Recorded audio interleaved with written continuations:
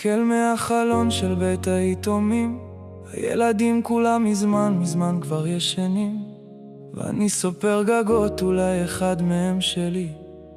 למה כואב לחלום את החיים שלי? ותודה שאת נשארת, ותודה שאת איתי, הילדה שלא עוזבת את הלב שלי. סליחה שלא ידעתי שהיה לך קר בלילה, והשמיכה שאז הייתה לי זו השמיכה שלא הייתה לך. את נתת אותה לילד שרעד מרוב הפחד, והקור בתוך החדר, ונשארת איתי ביחד.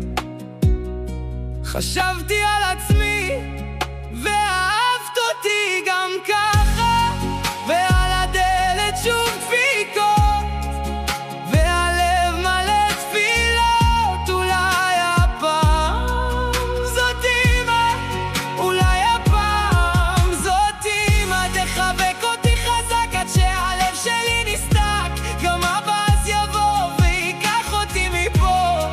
אולי הפעם זאת אמא, אולי הפעם זאת אמא. עוד בוקר שחור, כולם מחייכים ואני רואה את הדמעות בעיניי. הילדים, מזל שאת כאן, יש לי אושר לפעמים. הילדה שלא עוזבת את הלב מבפנים, ועל הדלת שוב דפיקות, והלב מלא תפילות. אולי הפעם זאת אמא, אולי הפעם זאת אמא. היא תחבק אותי חזק עד שהלב שלי נסדק. גם אבא אז יבוא ויקח אותי מפה.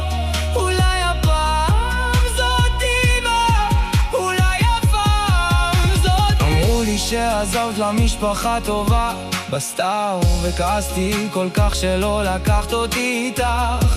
שידעתי את האמת אז הלב שלי צרח. רצתי אל החדר לחפש סימן מתאים, נשארה לך רק שנה, ועברת אותה איתי.